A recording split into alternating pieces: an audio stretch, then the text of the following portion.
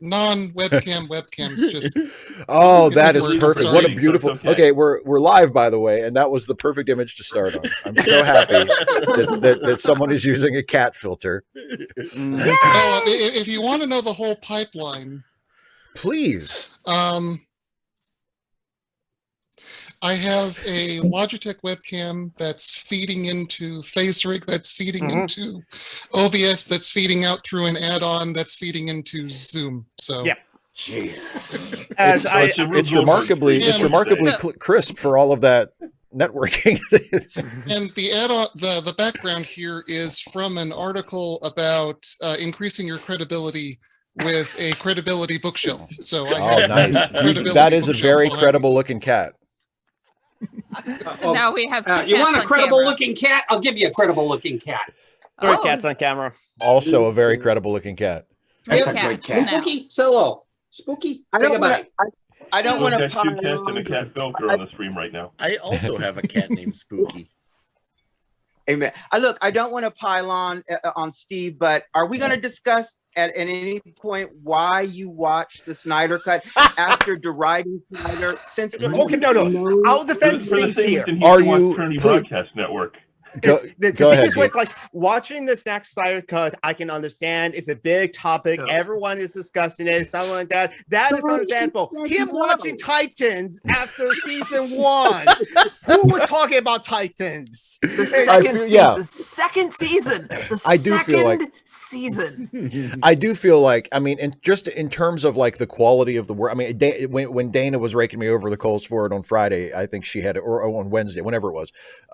She had a good point that it's, you know, it's good to not support toxic creators, and, you know, so you can sort of let me have it for that. But just surely in terms of the quality of the work, yeah, I think watching the second season of Titans after how bad the first one was is probably the greater sin. Even though I do think, I mean, it's tough to which was worse, the Snyder Cut or Titans? It's kind of neck and neck. Well, there's going to be more Titans. The point is, don't do it. But and also, yeah, there's going to be more Titans, but also, you know, it's not just about not supporting toxic creators, but it's also about not supporting mediocre, you know, not supporting the mainstream, you know, mediocre white dudes just, you know, getting more money thrown at them. If you do just like this much work, if you look a little bit further, you can find better work by people who haven't had the same opportunities and have had to fight a lot harder for the opportunities that they have had because they're not mediocre straight white dudes. And on the other hand, Steve and I can both trash the Snyder Cut, but Steve is going to have a lot more credibility on it because he's actually watched it and I haven't. but honestly, just make up some. Imagine like a Zack Snyder movie in your head and just take a shot at that, and you're probably going to say something relevant. Like, or you could just make a different video. Yeah. Sure.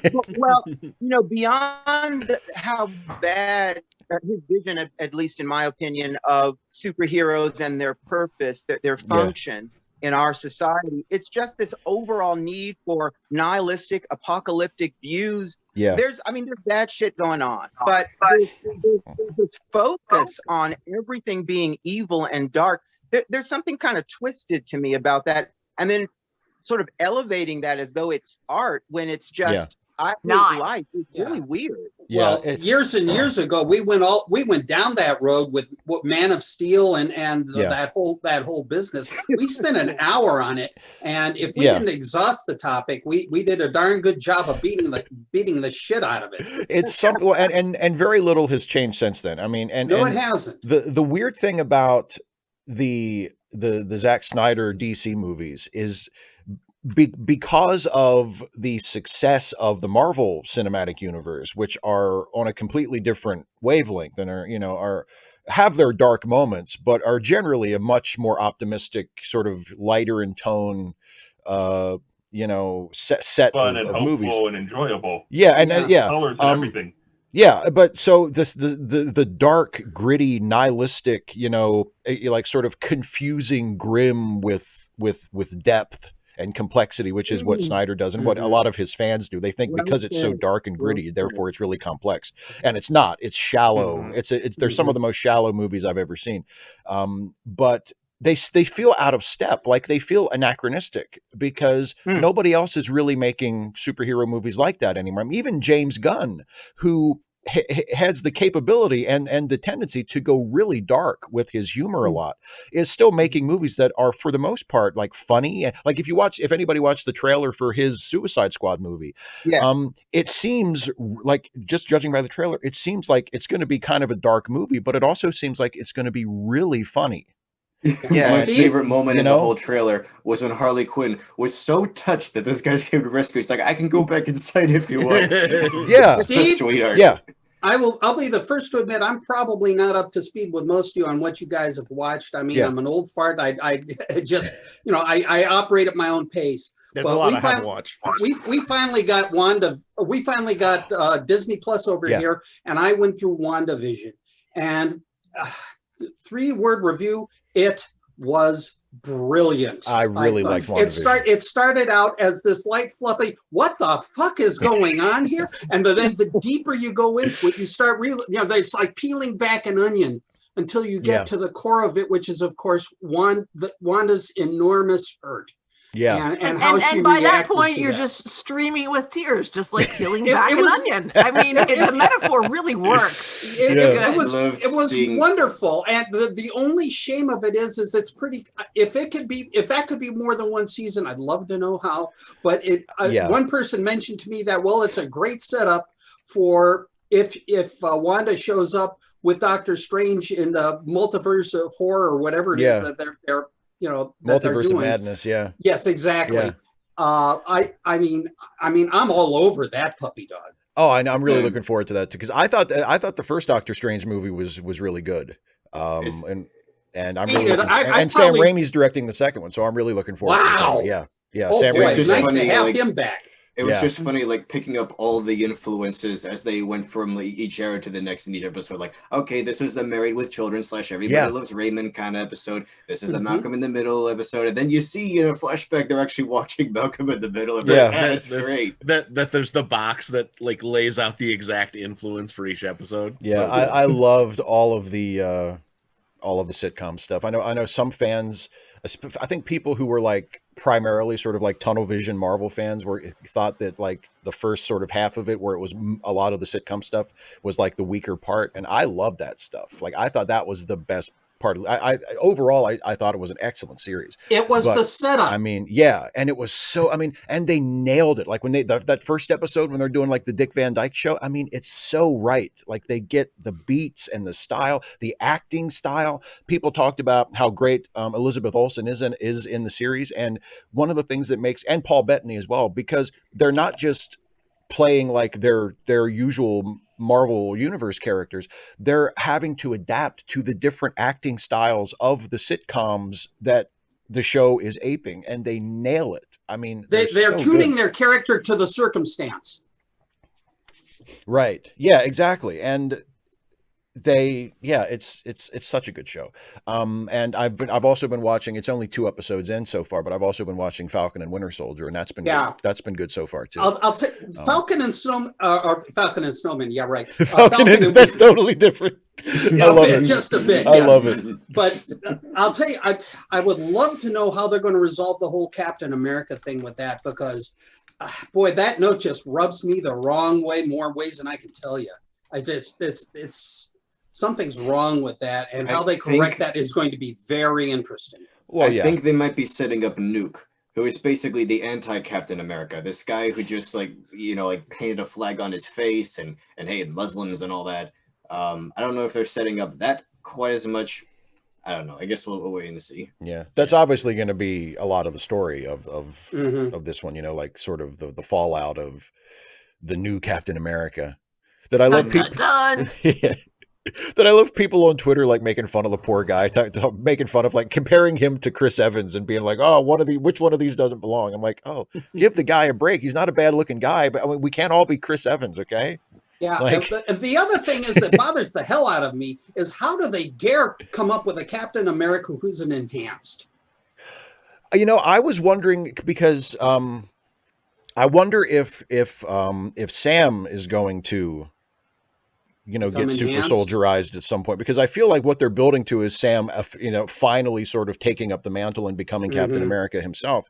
And like, is he going to get, because then they've introduced like the super soldiers are a part of the story. Yeah. But I'm hoping that they don't, because I think that that's part of it. Like, Steve sort of, told him that, invited him in because he believed in him and he didn't have powers at the time. It didn't, that's not what matters. And I think that's, and exploring that it's not just about the whole, the serum, and they did some of that, in the movies, when he was fighting brain no worky been grading this morning, that the serum isn't what makes you Captain America. That came up in dialogue several times. That's not what does it. And I think they have the opportunity to go into that again. The other thing I wanted to say was about the new cap. I think some of it they're doing. Like, did you notice there's a meme going around that had the fourth wheel on the shopping cart? But I swear to God, it makes his ears stick out more. Like the helmet thing that they have, it makes his ears pop out. Like at the top, they're bent out, and I'm like, that's a costuming choice deliberately. Yeah. They're doing it on purpose to make this poor fellow look like a schmo. And I was like, oh honey, your hat don't fit. Well, yeah, I mean, obviously. Obviously, we're not supposed to like him as Cap. I mean, we're supposed to be on Sam and Bucky's side as saying like, this isn't right. He's not Captain America. Like that, we're not supposed to like the new guy. But it almost backfired for me, because I was just like, oh, honey, they gave you an ugly hat. That's just not nice. Poor guy. Here's another thing though, as regards to the whole business. Of who's enhanced and who isn't. The cat is out of the bag. I mean, if these guys have access to it, and that was, for the longest time, that whatever formula that they were using was either under wraps or hidden or lost or whatever have you. The cat is out of the bag. Yeah, of course, he's in call, and that could bode some serious problems and some serious opportunities. And where they go with that, I'm going to be very intrigued to see. Yeah, me too. But yeah, so and I mean, it's interesting because WandaVision was. For most of it, I think it became sort of standard Marvel in the end. But for as during that build up, it was very different, and that was one of the things that was so nice about it was not. Which is good because they've been very formulaic. The Marvel movies, while they're not all the same, to an extent, I've said I'm wondering, 20 years from now, why people are so fascinated that everyone wanted to see the same movie 25 times. There's a very set formula to them, and it's good to know. Because I haven't seen WandaVision, but it's good to know they're trying to break out of that to some extent. Oh yeah, and so far, Falcon and Winter Soldier is much more sticking to the formula, but they're hitting the beats really well. Like the second episode particularly was really good, and there was a lot of, it was really funny. The banter between Sam and Bucky was great. I noticed you threw a Steve in there by accident. Yeah, whoops. I did. I know. So, I miss him. Yeah. Another thing that it was great about that, especially in the first episode, is showing all of Sam. Yeah. Showing his home life, showing his sister, was it? His sister, yeah. Yeah. And showing their life in Louisiana. I loved that because all of a sudden, hey, this is a superhero who has a life and has problems, and it's real world and it's three-dimensional. That was the bomb, I thought. Yeah. Well, and I mean, if you're going to do it in this format where instead of a movie, you're going to do it, you're going to take 8, 9, 10 episodes. I'm not sure exactly how long this one's going to run, but you have that extra time, you should not just pack it so densely with plot. Take some time to have some character moments and actually develop characters and engage in some characterization, which is, in a way that is not just throwing exposition at the screen. They did that with Jeremy Renner too. I would say Bucky with having all of the trauma from all the harm he caused, even though he wasn't truly in control of himself. And just that haunting him and affecting everything he does now. Yeah. So I just wanted to bring up another thing that I think people misconstrue, like the criticisms of Spider-Man Far From Home. I have quite a few, but the one I can't wrap my head around is people going like, oh, the stakes are so low this time, because they're used to everything constantly getting bigger and bigger. And this is the problem with vertical storytelling, is when writers are pressured to constantly raise the stakes. And Star Wars is a perfect example. Like, okay, we have this specific way, raise the stakes like globally rather than for the specific character, which is really where it hits. But it gets to a point where they're just doing the same thing over and over, but bigger. Like in Star Wars, okay, we have this station called a Death Star. It can blow up whole planets. Oh, wait, now we have a bigger one. It's not even finished and it can fire. Oh, wait, now we've hollowed out the core of an entire planet. It's not the barrel in there. Just the barrel is the size of the All-Star Destroyer. But wait, now Death Star laser technology is so efficient and so compact we can just slap these on the bottom of ships. So now we're sending a whole fleet of these things to blow up all the planets. Yeah. It just, you eventually reach such cartoonish levels of destruction, such incomprehensible death tolls. You almost it's expect called the God extended universe. And oh my goodness gracious, did they ever? They took that to the extreme. Well, I think I said in one of my reviews or in one of the videos where I talked about the Rise of Skywalker for me, and I didn't hate Rise of Skywalker nearly as much as a lot of people. Same here. I thought it was fine, but the moment that they reveal that massive fleet, I was like, okay, like the suspense is completely gone now. Like there's no way this is happening. There's no, like they totally overdo it. They overplay their hands so much. My thing is, show me the money.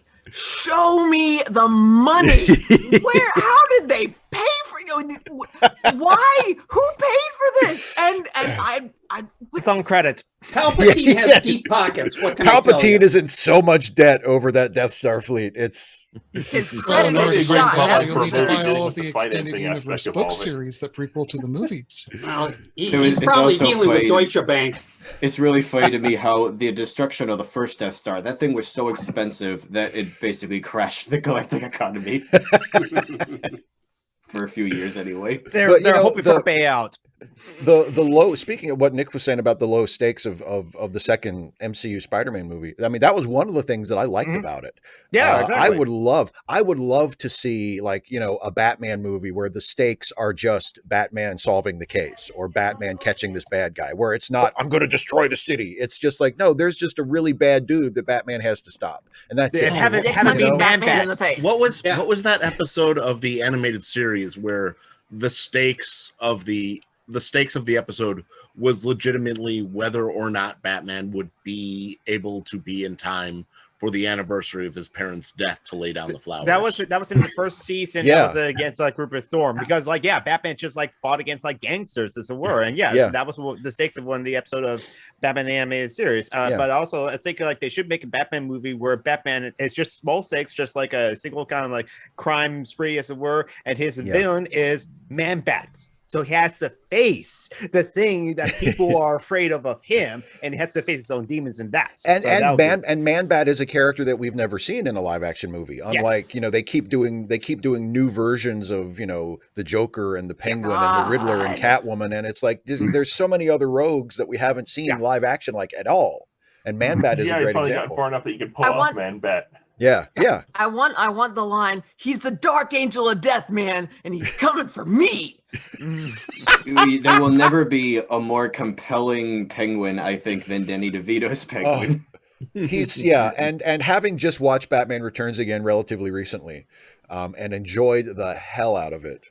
Danny DeVito's Penguin is so good. I love the dinner scene where, he first brings that guy down and shows him how he has all the papers taped together. It's like, wow, this guy's actually really smart and resourceful. Slimy and disgusting, but still, you're giving him his props. I love. Can we say slimy yet satisfying? Just like we can say tastes great, less filling. Keaton was such a good Batman, and everyone outplayed him in that movie. Pfeiffer, DeVito, even Shrek. Oh, blew Walken scenes is away. so good as Shrek. Walken is so good as Shrek. There's that when he does that double take when he pushes Selena out of the window, where he fakes her out, where she's like, "Oh, go ahead, bully me, intimidate me. It's not like you can just kill me." And he gets real up close on her and goes, "Actually, it's a lot like that." And then there's that, and then he's like, I got you. I was just joking. And then he turns and he pushes her out the window anyway. I mean, that's such a great, he's so good. Or when he says, when he has that meeting with Bruce Wayne and Bruce says, why are you building this new power plant, Max? Gotham City has a power surplus. And Max says, power surplus, Bruce, shame on you. One can never have too much power. If my life has a meaning, that's the meaning. And he says it totally straight. So question, of the villains in Batman that have not been featured in movies, live action movies. Oh, I mean, we can include Mask of the Phantasm in there. Whoop-de-doo, that's one. And Sub-Zero. Sub-Zero. Well, yeah, but Sub-Zero but wasn't he's also featured theatrical. he's also been featured in live action. So who should be next and why? Ooh, that's a good question. Can't say Riddler. Thank you. I thought so too. Can't say Riddler. He's going to be in the next one. Yeah, I already said Batman Forever. Yeah, yeah. Man-Bat's a good one. We've got to vote for Man-Bat and some explanation of why. But who else? I think we need to keep going till we have 1,000 different Jokers.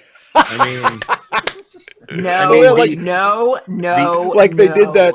They did that comic book series, the miniseries 3 Jokers recently, and I was like, that's all. Seems like there's been more than that. It feels like there have been more, but I feel like the only right answer here is Condiment King.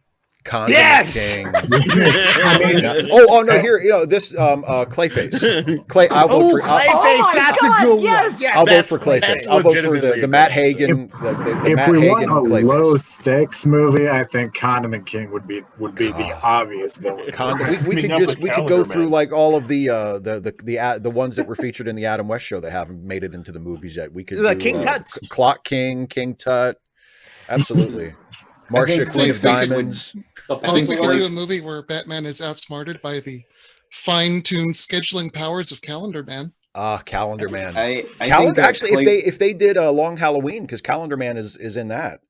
If they did a Long Halloween movie, that'd be terrific.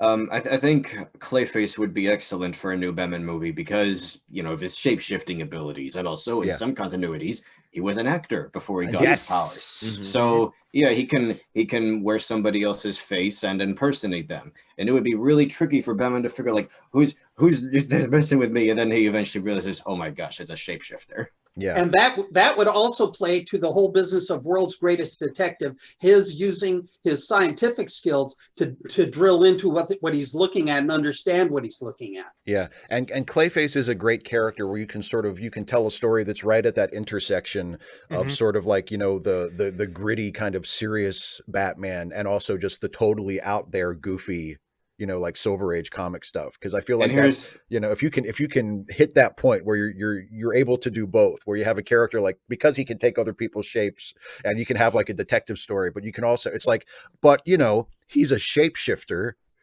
Like it's the wackiest idea you can imagine. But here's something that they do sometimes. He's been portrayed a variety of ways. Yeah. Some are a little more tragic where he doesn't really feel anything anymore. He just wants to go back to being normal. He hates being made of clay. But then there are some versions that embrace it because he can be whoever he wants to be, just like that, with a thought. So I don't know. I'm thinking maybe if they did put Clayface in a movie and they made him this kind of mastermind who is in control of himself, they should make him the kind of Clayface that's happy being Clayface, that just owns it. Yeah. And by the way, I saw in the live chat, E.R. Mixon's Craziest Theories suggested Mr. Zaz. Unfortunately, Zaz has already been portrayed in live action. Yeah, he was in Batman Begins, and he was in and he was on Harley Gotham Quinn movie. Yeah, huh? He was in, wasn't Zaz? Yeah. In Zaz was Birds of Prey. Harley Quinn movie. Oh yes, that's right. He was in Birds of Prey. Yes, absolutely. Yeah. The Telltale Batman games. What about Deathstroke? Deathstroke would be good, which is but Deathstroke isn't often like solely a Batman villain, but I think specifically because he's like an assassin, I think it would give the opportunity to make him fit into sort of a more detective-y feel. Yeah. I think it would, he's always wearing this ridiculous costume that draws attention to him, like actually write him as an assassin that nobody notices. He was in the live action. Deathstroke was going to be the villain of Ben Affleck's Batman movie. and he was and he was teased in a deleted scene of Justice League, or in the post-credit scene of Justice League. Yeah. And they both trained under the same people. Like, what if they both trained with the League of Shadows or in the Tibetan mountains or whatever? So they're kind of. Have we seen Lady Shiva? I don't know. No. I mean, she's not so much a villain per se as just sort of a contagonist. She sort of does her own thing. And also, so that's why I wouldn't pick her necessarily. And but I think Clayface and Deathstroke are probably on my top. Also, King Snake I always liked. I thought he was a good villain, and he's a good. He's sort of at least back in the day when I was reading comics, he was sort of like a foil for Tim Drake's Robin. Yeah. And if you're going to start, which by the way, I would love for them to actually start putting Robin in live action Batman movies. I was say if you're going to do a Deathstroke movie, you would have to add Robin. Yeah, I mean, I would love to have and properly, not just like, I mean, they had Robin was in Batman Forever and Batman and Robin, but he was like 30 years old. I mean, I want like teenage kid acrobat like Robin, Spider-Man version of Robin. Exactly. Yes. Exactly. I mean, if it worked for Spider-Man as a freaking solo hero, let's be honest. But I mean, it does change the tone of things. But then, if you're going to go that, then I would say rather than the King Snake, I would go ahead and jump straight ahead to Clue Master. One thing that I would love for them to make someday, and I say this with skepticism because I don't know how they would do it. I don't know if they would go overboard and make it like R-rated. But I still really want to see a Batman Beyond movie someday because there's a lot that they can get away with in that crazy future. Got them like 40 years later. That was kind of shocking for a cartoon, like actual futuristic drugs that they could get away with because it's not like today's drugs, even though it has a lot of the same effects. There was actual like body horror, people being horribly disfigured, stuff like that. And all at the hands of these giant companies that like absorbed Wayne Tech and such. I'm thinking that would be such a neat movie for them to do but they're probably never gonna. I think I was going to say the audience for that would be a little problematic. Well, but I do think like as it seems like Warner Brothers is moving away from the shared universe model after the debacle of Justice League, and because like the new Batman movie coming out next year with Robert Pattinson is going to be kind of a standalone thing. The Flash movie is going to be like a DCEU movie, but apparently they're going to use that as an opportunity to kind of reset everything because they're doing Flashpoint. Maybe, and plus, there were extremely mixed feelings about it, but like Joaquin Phoenix's Joker movie was very much like its own thing, just off doing its own thing, and was a huge financial success. So, I feel like maybe the odds are a little better that there could be a Batman Beyond movie than it has been recently. Like they're feeling a little bit more confident in being experimental and saying, not everything has to be part of the same franchise or the same timeline. We can just let people be creative. And, if somebody has a good idea for a Batman Beyond movie, just let them make it. Don't worry about how it, we have to tie it into, it has to be the future of this Batman, or, you know what I mean? Like just if they do ever make a Batman Beyond movie, one thing that's so important to me is a soundtrack. Don't just make it like typical Inception. Blah. No. Have some hard, gritty rock in there. Some really like techno-ish. Like, it's so great. John Burns has a super chat for you. I was just going to say, John Burns throw out a super chat. Thank you, John. Says, I was thinking about an idea of a Batman movie that glorifies a henchman, but the only way to do this and be believable is to have The Rock play him. The Rock playing like a henchman of the main villain would be hilarious. To be Danny DeVito's Penguin. Yes. Before we move on, because it sounds like the topic is migrating, I did want to give an honest suggestion for a Batman villain. Mad Hatter. Ooh. Yeah, we haven't had the Mad Hatter in live action. That's right, and that would be a good villain too. You got mind control. You got surrealism. You got cringy motivation in there too. Yeah. And the Mad Hatter episode of animated series was really good too. Yes. You could go double team with the charismatic wrestlers who have acting careers and do Batista and The Rock as Tweedledum and Tweedledee. Just put Batista in a Batman movie. Just put Batista in a Batman movie as himself. Like I just want to see Dave Batista in a Batman movie. He'd be a really good Solomon Grundy too. Oh my God, he would be great as Solomon Grundy. Batista as Solomon Grundy. Can you imagine Solomon Grundy by way of Drax? That would be fantastic. Yes. As it goes to Justin, the Mad Hatter episodes in Batman and the animated, it's really good. I love the Dream one the best. The Dream one that is good, was, oh yes. And that is such a go ahead. I wanted to sort of go on what you said about continuity, but the thing is, because I mostly agree with you that it locks you in, like having to follow this continuity, having worked on a Bible, a continuity Bible. It's a huge undertaking, and it really is. But at the same time, I'm tired of origin stories.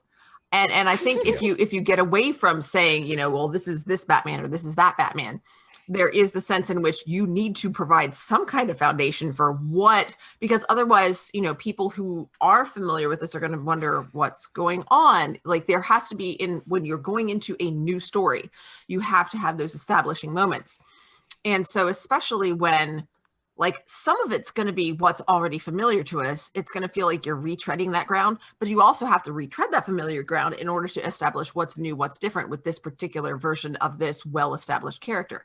So you are still it presents a different set of challenges, but there are still challenges when you say, okay, we're going to break from continuity and we're just going to do, you can't just do whatever you want and rely on that being actually good. Well, I mean, I see what you're saying, but I kind of disagree with you because I think that, like, for instance, if you're working with a well-established character, like if you're doing like a Superman movie and you have an idea for a story for a Superman movie that is not, the Henry Cavill Superman or the Brandon Routh Superman or the Tyler Hoechlin Superman from TV. It's just it's its own story and its own sort of continuity, and it's just a standalone movie.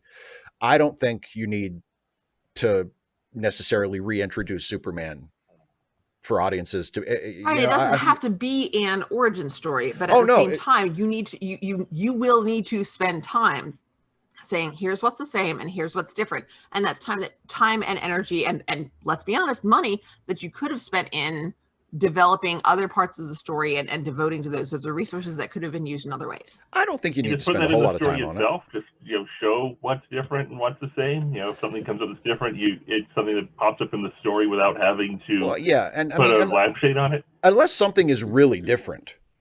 And likewise, you can also flip that and say, yes, that is a challenge, but challenge presents opportunity. Working within those limitations forces you to be creative in different ways. So I'm just sort of, I'm just sort of exploring that idea. Like, I feel like whenever we get a different version of Batman or Superman or whoever, like I don't know, is it the producers, the studio? Somebody seems to think that, well, we need to give the framework, the foundation for the story. We need to tell the audience how they became who they are all over again, even if it's like through flashbacks or something that's smaller now. It's like, please, can we not? To show Thomas and Martha dying again. Yeah. Well, and there is like there is a tendency in, and I'm Christopher, we talked about this a little bit in our Pierre yesterday. Like there is kind of there is kind of a tendency, I know, among certain segments of fan bases to really obsess over details and to need to explain every single fucking thing. So, like, why is Batman's costume blue and gray? Let's write a story to explain that. Like, who cares? Not everything needs an explanation. Sometimes shit just happens, or the story behind it is just not that interesting or doesn't bear telling. And, I feel like in a way, I kind of miss like the way that TV shows used to start, where pilot episodes didn't always used to be origin stories. Like the first episode of MacGyver isn't how MacGyver became MacGyver. It's just MacGyver doing something that is typical, typically MacGyverish, so we get the idea. And the story gets told in pilot episodes. There was the origin story, and then there was, let's just do an average day in their life. Immediate normal adventure for them. Without going through the origin, and just drop you into it, and here's where everything is. Well, and the other thing, here's how it got there.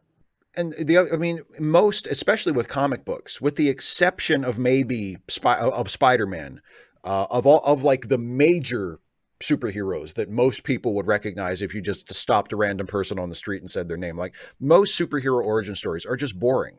Like, I mean, because there's no story there. Like Batman's parents get killed. That's not a movie.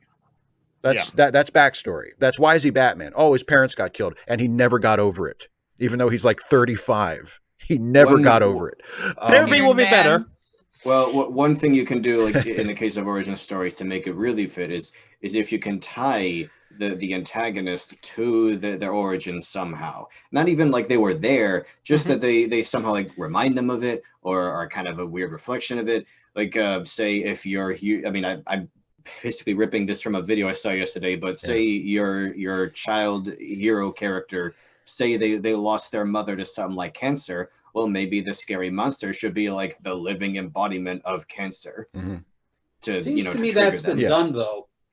Well, that's a little different. I mean, it's a little different than like retelling the origin story, just to make sure everybody. Well, because the example I always use that I beat to death whenever I get a chance is Superman, because like I'm quite insistent that I don't need to know anything about Krypton other than it existed, and that's why Superman has powers.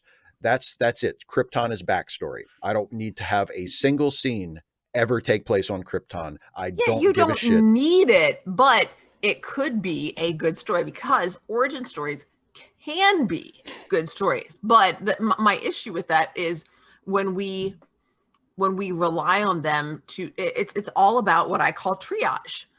When we choose to focus we need to be very aware as creators, when we choose to focus our attention and our resources on this, that means there's everything else that we're not doing. And so I think we have a responsibility to be deliberate in saying, what is the best use of my time, my attention, the abilities that I have? I think that's a responsibility that we carry. I also want to mention that John Burns has put a super chat that has got a song stuck in my head. Da, da, da, the A-Team theme. John Burns says John Burns. John Burns says it's there. Could you also do an origin story like the A-Team did an origin story in the beginning of the TV show and not the movie, seconds rather than an hour? Yeah, I mean. The Hulk with Edward Norton. The origin story was just flashbacks with that one. And we're just right in the middle of the movie. It's like we assume we know how he became the Hulk. We have we get the idea. Well, and I mean, I'm not going to talk too much about it because I promised Dana that I wouldn't talk about the Justice League movies. But I feel very strongly having seen both versions. I feel very strongly having seen both versions of the movie that the plot point at the end of the first act should have been Superman coming back.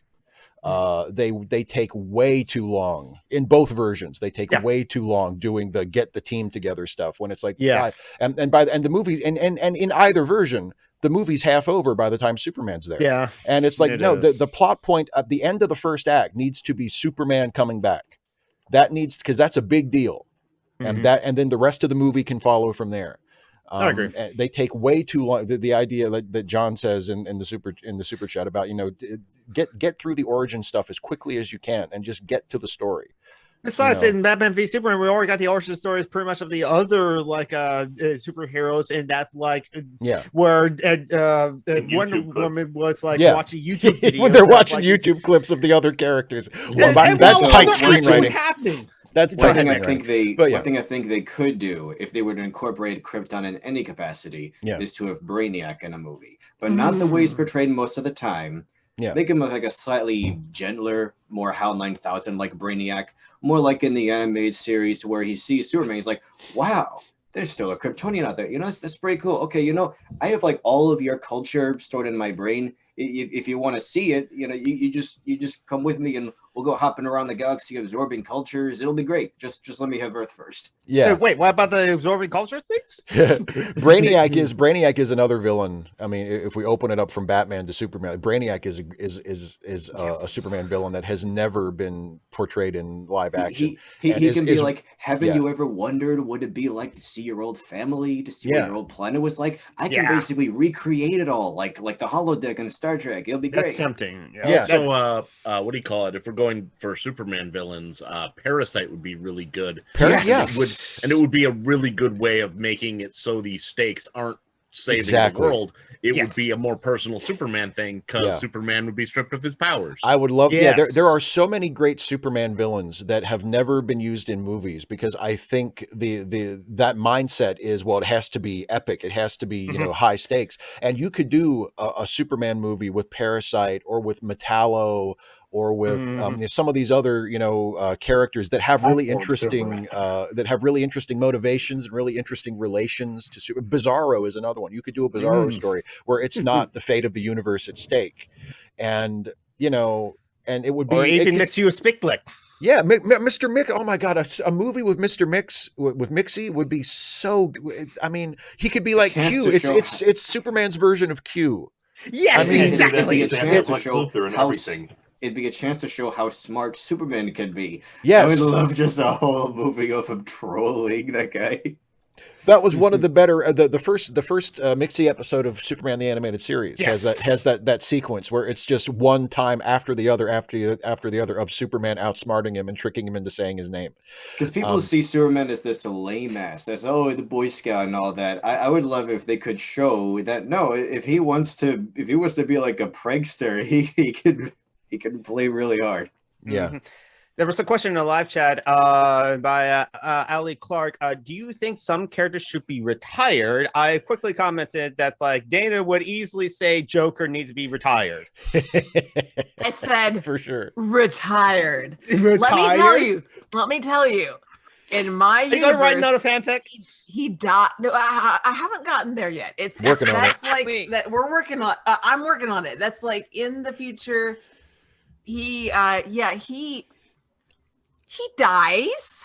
Is it resurrected Jason Todd that gets him? No, obviously not. He gets payback. No. Payback. No. Okay, so spoilers. So anybody, I'm giving you fair warning. There's spoilers for something that may not ever get written, but Harley shoots him in the face. Oh. Nice. Oh, good. Yeah. There's serious falling out then, or what? No. They have a serious falling out. What's it? It's Gods and something or other where Harley gets pregnant. Yeah. There's a great scene between Harley and Black Canary. It's beautiful, and she's like, because Black Canary is pregnant, but she's in the early phase of her pregnancy, and so they're fighting, and she's like, "Hang on," and she's got a third. She's like, "I know that. You're pregnant." She's like, "Shut up. Give me the bucket." She throws up. And Harley says, "I remember what that was like." And Black Canary says, "Wait, you were pregnant?" And it's just it's beautiful. And I mean, it just like rips your heart out, throws it on the ground, stomps on it a few times. She's like, "Yeah, her name's Lucy. She lives with my sister. I got back and Mr. J, it was so funny. He pretended he didn't even notice like I'd been gone." And I mean, I'm just like, if something, and that's what happens is that he says, "I can get you to do whatever I want because I know where Lucy is." And she's just like, "Oh, well, okay then." And she kills him. Yeah. Just like that. There's no lead up, nothing. She's like, "You're going to die. Not you're gonna die. You die now because you have made any indication that you just threatened something that's exceptionally not important. even threatened. Just mentioned. He doesn't make a threat. He hints at the knowledge of her existence, and she's like, "Okay, well now you have I have to kill you." Yeah. And that's. I mean, honestly, if there's anything that Harley should have done by now in one of the Harley Quinn storylines, it is kill Joker and. Conspicuously, she has never done that. Yeah. I was so looking forward to that in Birds of Prey. Like literally, I thought he was in there, and I was just like, that was my biggest disappointment with the movie. Overall, I really, really liked it, but I was like, wait, there's no Joker murder. Oh God, he's still there. And I know we mentioned this in one of our live streams, Dana, but I just for people who just want to get a better sense of how much you really want the Joker to die. That the Harley kills Joker story was like was what like made us want to create our own fanfic universe. Like it was literally the birth of our sort of shared fanfic universe was your story where you were like, although I think you would have come up with the dick punches Bruce in the face thing, you know, on your own independently. But I mean, that weaves in. Yes. Yeah. And then, you know, the whole, you know, forming the Titans, the whole thing about, Kid Flash, her name is Patience. Yeah, our Kid Flash is a totally different Kid Flash. Yeah. Her name, nice. very similar. Oh, very similar personality to Wally. Yeah. But I'm like, her name is Patience, and I just love that to bits. And and the Speedy character with Patience and all that is but at the same time, I mean, there's like layers of irony there because everybody's like, she does not live up to her name at all. Bless her heart, but she's so much fun. And then bringing in Corey and just everything, and the whole thing about Talia, and you know the you know, having a daughter and all of it. It all came from she shoots him in the face. Yeah. So then I just want to say I admire about that though is so many. You know, there are women who, if the guy turns out to be an abuser or whatever, they will basically just like sacrifice the kids essentially to stay with the guy. I just find it so uplifting, you know, when a woman decides, okay, you know what, these kids are the most important thing in my life. Your ass is grass. So that was so refreshing to see that. As much as Harley has always been like in the Joker's thrall, and you would think that she might be one of those mothers who chooses him. No, she's still bigger than that. Yeah. You're done. She does to an extent because she goes back to him. She leaves Lucy with her sister, like in that particular. I think it's like kind of sort of Elseworlds type stuff, or it was just like a one-off. But you know, so she does choose him, and part of that. But there's also a sense that she doesn't have a strong. She doesn't value herself, and so she's like, this child's going to be better off with somebody else as a mom. I'm not a good mom. But see, that's the difference. That's the difference, though. Is that's a case where she's thinking, well, I'm so damaged, I'd be a terrible mother anyway. She'd be better off with someone else. Now, the kinds of mothers I'm talking about are where they stay with a guy and keep the kids and just like subject them to the abuse that they've gone through. And I'm just saying. Yeah, and it's. I mean, there's so much going on there because they've. One of the things that I am, I'm not a neurobiologist or anything like that, or a psychologist, but one of the things that I have experienced myself is our ability as humans to adapt and for things to become normalized for us. Yeah. And there's a sense in which like if you're going through a bad time and it continues, it becomes your normal. And you can like tell yourself that it's not that bad. It could be worse. There are times when it is worse, but the worst goes by. And so then that filters out into your expectations for other people, and it hurts them. Because it's like, well, it's really not that bad. Because if you admit that it's bad for them, that it's harmful and toxic for them, if it's hurting them, then you have to look at that for yourself. And you've pushed that away for yourself as a defense mechanism. It's just, it's hard. It's really hard. Compartmentalization. Yeah, exactly. John Burns points out with another super chat, says there are cases of women who will kill the guy when the guy touches their kid. And the suddenness of it, right? When you're describing like when Joker threatens the daughter and Harley's just like, all right, you're dead. It reminds me of, and does anybody remember from the last season of Angel when Wesley's father shows up? And Wesley and his father have like this really tense sort of love-hate relationship, and they kind of grapple with each other through the whole episode. And then right as Wesley's father is getting ready to leave, like he says something to threaten Fred, who is Wesley's love in the show, and without missing a beat, Wesley pulls a gun and kills him. Like it's like instantaneous. He's like, as soon as he threatens Fred, Wesley's like, "Fuck you. You are gone." It's like the suddenness of it. It's like, nope, you crossed the line. You can't cross. That's it. No discussion. your history. Well, I mean, you can cross it, but it doesn't end well for you. That's called consequences. You can cross it, but you ain't going to get very far after you cross it. Cross it once. Mystic, that's a good cat. You can cross it once. Yeah. Yeah. No walls in this prison, only the gun line. I just want to like quickly mention something. Yeah. We got still plenty of time though, but like this Wednesday, March 31st, is Trans Day of Visibility. That's the day where like we're saying we're trans, and you can't do anything about that. A couple of my streamer friends are going to do another charity event, but it's going to be a small one. It'll be on the day Trans Day of Visibility. It's going to start on like Arson's channel, and I'm going to find the links eventually. We're going to all do a bunch of different trans games that are developed by, you have one or more trans developers on it. It's going to be start on noon Eastern on March 31st on Arson's channel, but I will be hosting it. A lot of the other trans people will be hosting it, and there we go. Please follow, like, hopefully this will like work, and I'll put it in the live chat. Please, nope, it's too long, damn it.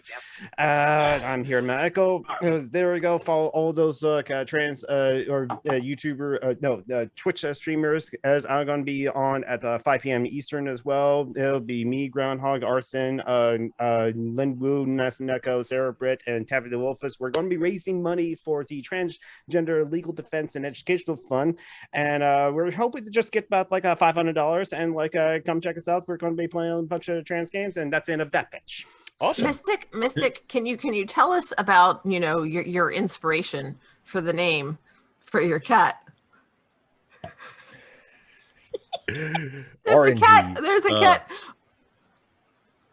I feel like she named herself. Look at that! It's orangey. After that.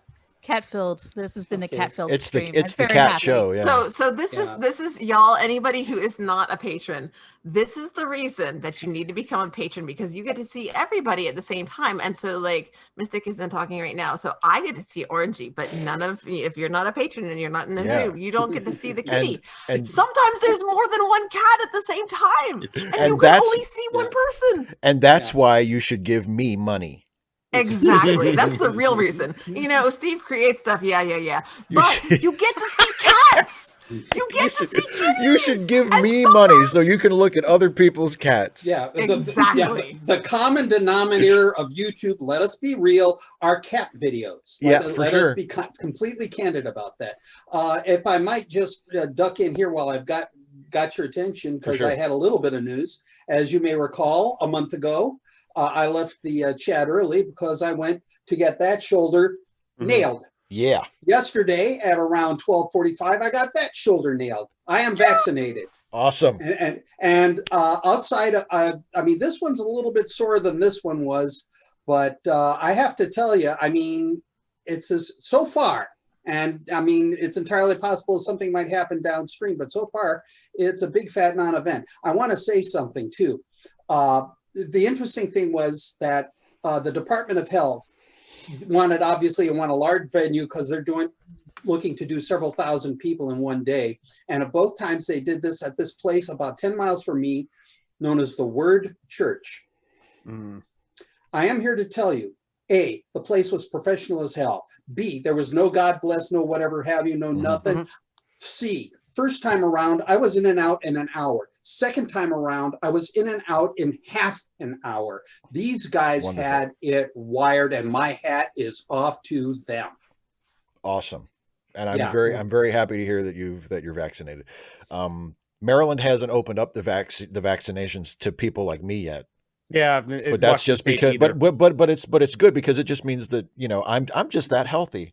They're not worried about me. Not only that, dude, you work from home, and like they don't know that, Dana. They don't know that, but to some degree they do, because the reason that I'm vaccinated, we got the Johnson & Johnson vaccination is because I'm a teacher, so they do have some knowledge of that. Not teacher, but And my wife got vaccinated because she's a social worker, so I mean that's essential worker, and in fact, she had her second shot before I had my first. Yeah, I'm an essential worker, but since I work in manufacturing, I don't work with the public, and I work with a vulnerable population. And Mystic has the doggo as well, so this is why you should pay size money to see the doggo as well. Little love for the doggo, please. Yes, love for the doggo. But since I'm not at risk, and the people I work with or live with are not at risk, I have to check next month to see if the vaccines are opened up to me in Washington State. But our numbers have kept down because we went back into lockdown in November, before the holidays. Yeah, and you don't have you don't have a genocidal Republican governor who is dead set on lifting. Yes. We don't have a genocidal Republican governor either. We have a Republican governor, but I was talking about Texas. I wasn't talking about Georgia, but it applies to you all too, unfortunately. Something I want to say, but before the hour is up, to touch upon something I brought up earlier about the problems of vertical storytelling, of having to always go up and up and up and just make bigger versions of the same conflict. You eventually reach a point where you have to do something so forced that the writing quality just kind of peaks and then nosedives. Yeah. So many writers end up doing that because of the pressures of always raising the stakes. So you know what the solution? Yeah. So you know what the solution to vertical storytelling is? What? Horizontal. Lateral storytelling. You tell your story sideways by switching genres or just finding new ways to hurt the characters. Get inside their head, make them think about things they've never had to, that kind of thing. So one example that I'm going to do in my series is I'm realizing 6 volumes in, this is starting to get kind of big because the conflicts, the fights with the pirates have been getting larger in scale, and it's rapidly nearing that point where it's just going to be stupid. Like this thing in the background that looks like a mountain, that's a ship. That ship, spoiler alert, goes down in this book.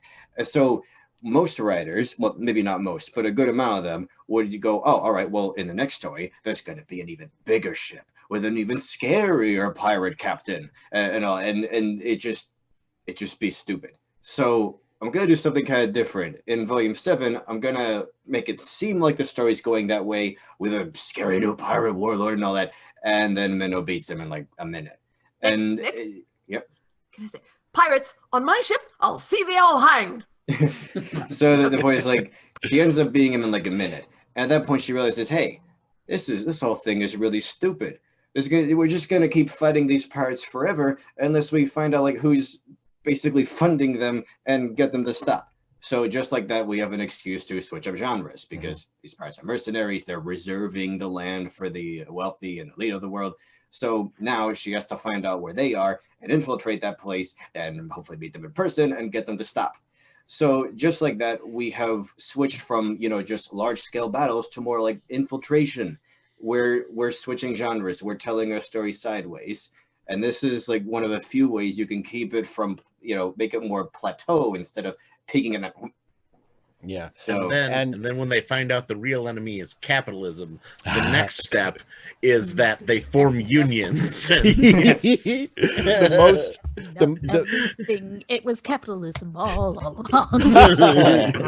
It was. I mean, the most important stakes are the emotional stakes, and you don't need to put the entire planet in jeopardy to establish emotional stakes that the audience will care about. That's another thing, though, is that along with the slightly slower pace, the volumes after this will be more about these people know things about Minnow and they know how to get under her skin in ways that the pirates, even as cruel as they were, never could. So again, that's where we're telling our story sideways. Yeah, Dana, you have one little thing. Yes. And then we're gonna wrap up. Yes. So go ahead. John Burns, it's still there. Da da da da da da da da da da.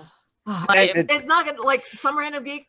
I'm gonna be coming in to the Social Justice Alchemy live stream with that stuck in my head an hour from now, and then tomorrow is I pitted a fool. Paper. Oh, you took it right out of my mouth, man. I was just gonna say that. At least you got the real version and not the shitty flute version. That's what's there. That's what's there. Maybe you could hire the agent. Actually, I do have a request. Because Georgia has passed the Yeah. What is that sometimes ridiculously called stupid law? That's a democracy bill. One of The new Jim Crow. Yeah. One of the things that you guys know, that's a book by Michelle Alexander, which you should read. It's right over there. However, one of the things that so many of you guys are not from Georgia, so there are things that we can do.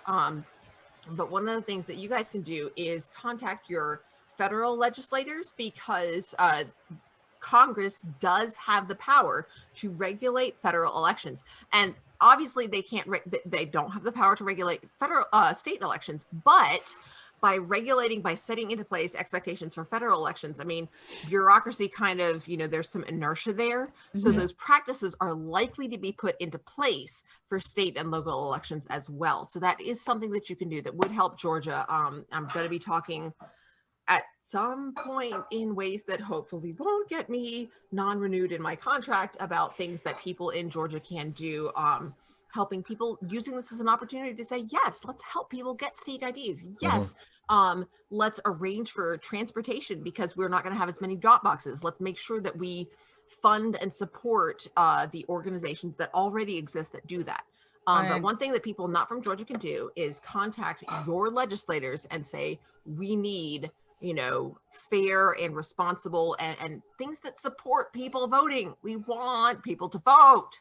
So thank you. Yeah. Dana, quickie note regarding J.J. Abrams. You have a lens flare in your frame. Yes, that's the light in the kitchen. Yes. I think it's a beautiful shot. I do not object to lens flares. I think they're just fine. Yes. So anyway, go ahead, do your plugs, baby. I was just going to quick. So yes, it's very true that Dana Cole is going to be on Social Justice Alchemy, like at the top of the next hour, that is at like 2 p.m. Eastern. So there's the YouTube channel for Social Justice Alchemy. Nick Anderson mentioned his comic, Planet Ripple, and you can check out all the information, Planet Ripple, right there at planetripple.com. Nick Anderson now is selling the books digitally on itch.io. So if you want to support Nick Anderson and get the books that way without sending money to like evil Amazon, itch.io is like a place to do that. And Nick Anderson also does have a YouTube channel that like he's going to be posting some, he's working on content right now. It's going to be posting some like a more Lego Green Run and the Planet Logs of the Planet Ripple. So check out Nick Anderson's YouTube channel of like right there. Dana Cole also has a YouTube channel, Dana Cole there. So check out Dana Cole's like YouTube channel there, where she recently put up a couple of videos this past week. And John Bradman was not here, but I like to plug like the D&D podcast that he records, Dungeons and Debacle. Very, very different, heck, a lot of fun. Steve Shives would for sure won't listen to it because it's Dungeons and Dragons. That's fine. That is fine. And no, it's not.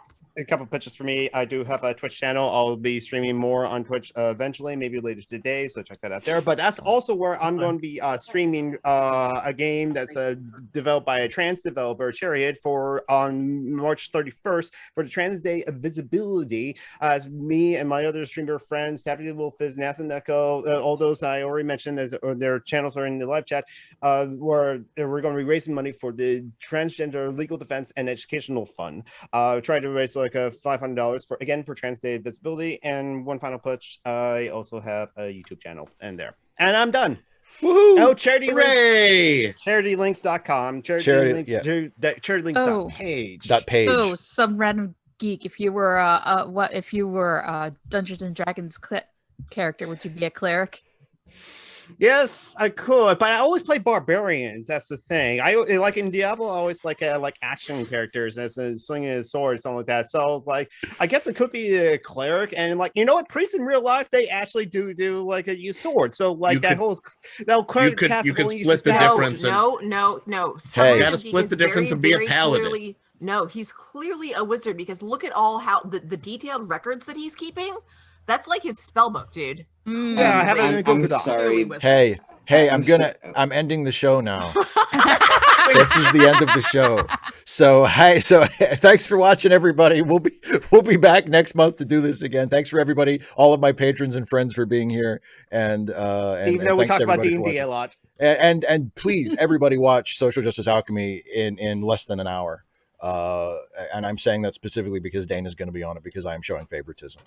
But we are a bunch of anarchists, and so... but anarchists and really wonderful, awesome people. So but anyway, thanks for watching, everybody, and we'll see you next time. Bye.